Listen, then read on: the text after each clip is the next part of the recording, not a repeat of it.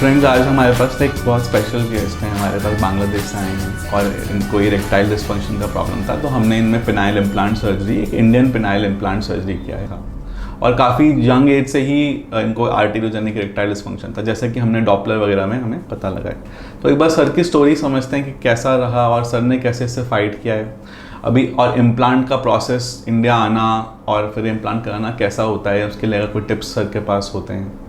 और फिर उसके अलावा एक बार सर से समझेंगे कि और मतलब हमको क्या क्या इसमें उम्मीद रखना चाहिए, क्या क्या चीज़ें और हम बेटर कर सकते हैं, उन सब चीज़ों के बारे में समझेंगे।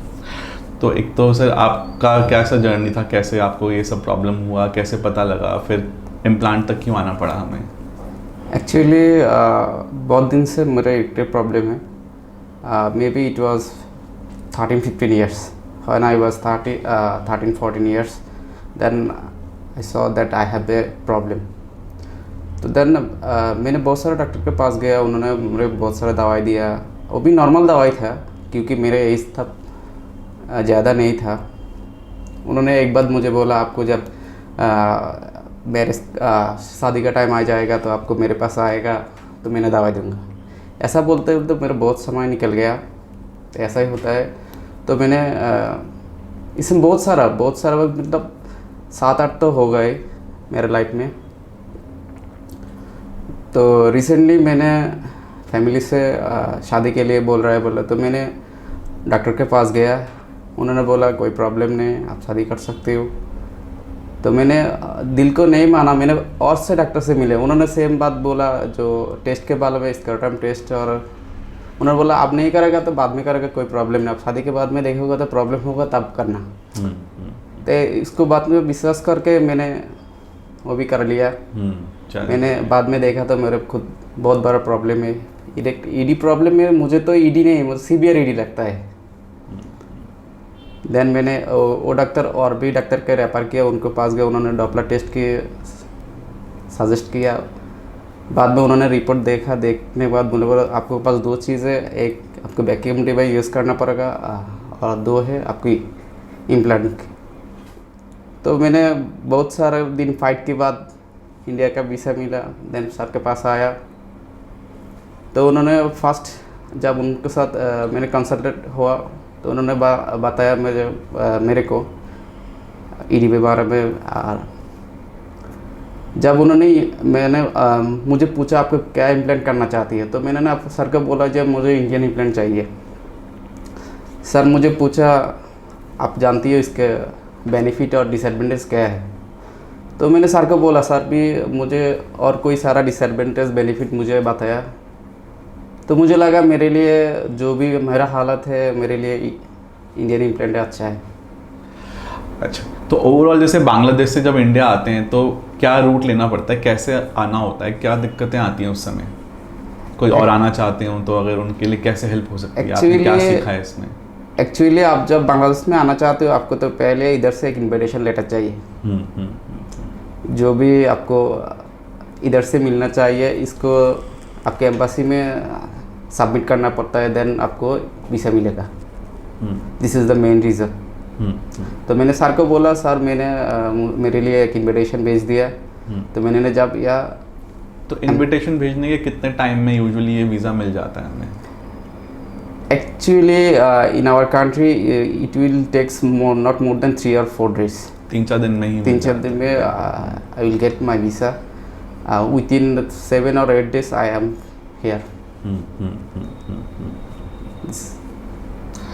अच्छा, ओवरऑल फिर जैसे अब फिर आप एयरपोर्ट पे उतरे तो फिर उसके बाद यहाँ सेंटर पे आने में कितना टाइम लगता है नॉर्मली, कैसे आए?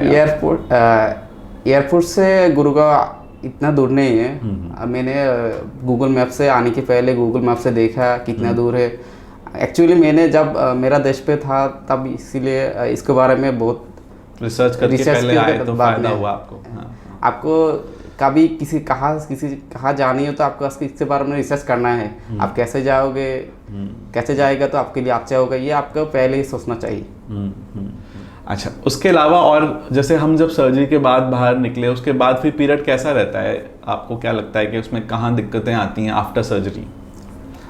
आफ्टर सर्जरी के बाद में ऐसा कुछ फील होता नहीं है लेकिन जब आपको कैथेटर निकलेगा तो आपको यूरिन निकलने के लिए थोड़ा सा प्रॉब्लम होता है। वो भी 2-3 दिन चलता है। किसी आपको को थोड़ा जोर लगाना पड़ता है, थिंक, है ना? थोड़ा जोर से प्रेशर डालना पड़ता है आपको यूरिन निकलने के लिए। ऐसा ही होता है, उससे ज़्यादा कुछ नहीं। स्पेशली ये चीज़ तब होती है दोस्त जब हम एक बहुत ही मतलब कोशिश मैक्सिमम गर्थ देने की करने की कोशिश करते हैं, तब ये यूरिन का रास्ता और भी ज़्यादा थोड़ा सा उस पर दबाव ज़्यादा आता है, तब ये दिक्कत थोड़ी ज़्यादा फील होती है।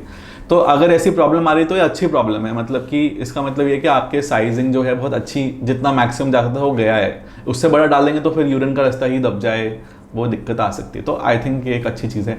और क्या दिक्कत लगती है आफ्टर द ऑपरेशन? कैसे आपका रूटीन लाइफ स्टार्ट होता है?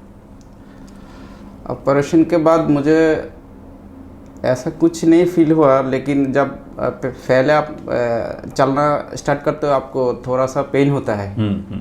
स्पेशली जो पीछे का हिस्सा होता है इम्प्लांट का, जो हमारे उधर से कुछ पेन होता है, वो भी ज़्यादा नहीं है, 2-3 दिन बाद वो भी चल जाता है। आपको जब मेडिसिन लेता है, आपको पेन किलर देता है तो ठीक हो जाता है जी।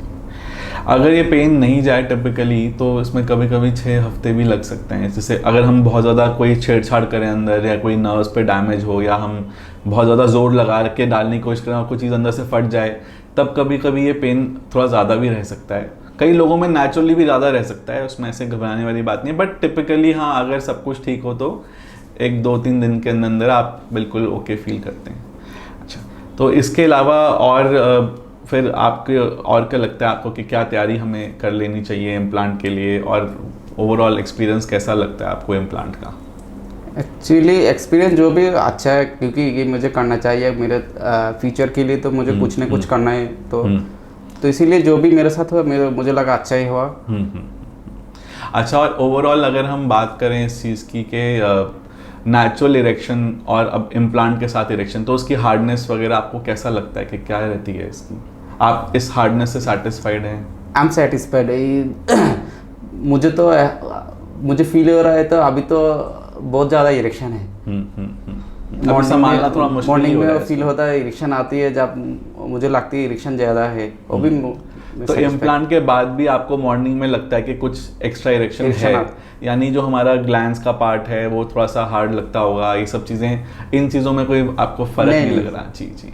वैसे वहाँ छूने से या कुछ टच करने से कुछ आपको ऐसा लग रहा हो कि महसूस नहीं हो रहा? पहले जैसा है, आपको कोई टच में फिर से ज़्यादा फीलिंग है, कोई भी डिफरेंस नहीं है, क्योंकि ग्लास में तो कोई काम नहीं होता है। ये जो भी इम्प्लांट हो ये कॉर्पोरा में।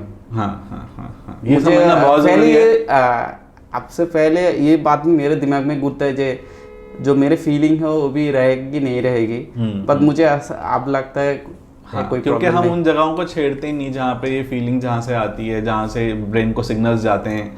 इवन पूरे ग्लैंड्स को भी हम अंदर टच नहीं करते हैं, सिर्फ पीछे के जो उसके सिलेंडर्स हैं जो सपोर्ट के लिए भगवान ने बनाए हैं, जिस भी शेप में बनाए हैं उसी शेप में इम्प्लांट को उसी साइज़ में उसी गर्थ में डालने की कोशिश करते हैं, ताकि पेशेंट का जो सिस्टम है वो पूरा एक कंफर्टेबल रहे, वो अपने काम पे टाइम से जा सकें।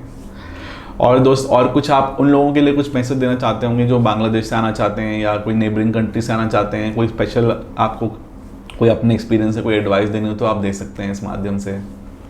एक्चुअली आप जब बाहर से आना चाहती है तो पहले तो मुझे पहले बताया आपको ऐसे एक इन्विटेशन लेना चाहिए। तो ये सिंपली प्रोसेस है, आप कम्युनिकेट कर सकती है, तो ये आसानी से मिल जाएगा। उसको बोलेगा तो उन्होंने भेज देगा, ये कोई प्रॉब्लम नहीं।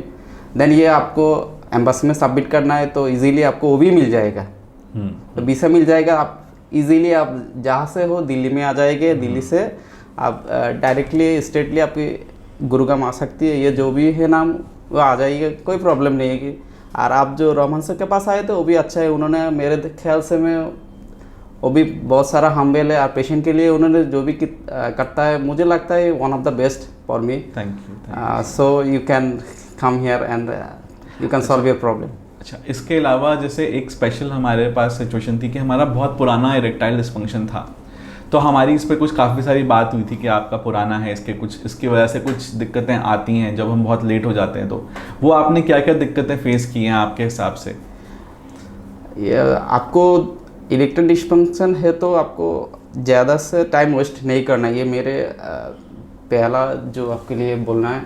आपको टाइम वेस्ट नहीं करना है, आपको जितना पहले आ सकते ये आपके लिए बेस्ट है मेरे ख्याल से, क्योंकि मेरे ये विक्टिम है। मैंने अगर हम लेट होते तो क्या नुकसान आते हैं आमतौर पे? नुकसान आता है तो आपको जो कर्फरा है वो भी छोटा हो सकता है, सिंक हो सकता है, आपको जो ग्लैंस है वो भी सिंक हो सकता है।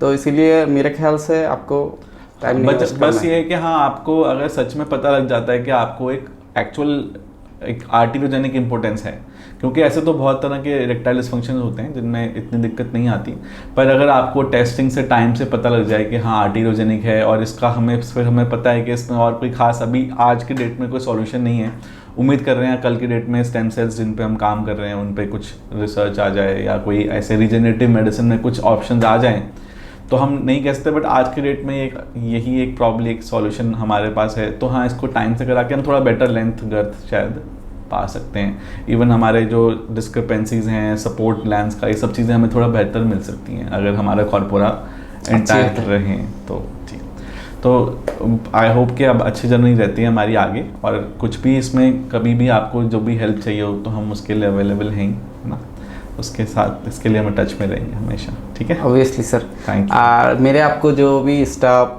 नर्स नहीं बोलूँगा, मैं उससे सिस्टर ही बोलूँगा, और वो जो भी है उन्होंने मेरे बहुत सारे ख्याल रखा। ऐसा मैं मेरे घर पे बहुत दूर है, लेकिन उन्होंने मुझे ऐसा मैसेज नहीं होना देगा जो मैं आप कितना दूर में, हमेशा आप मेरा जो भी ख्याल रखते हैं, मैंने उसके लिए आपको थैंक्स बोलना चाहती हूँ आपको।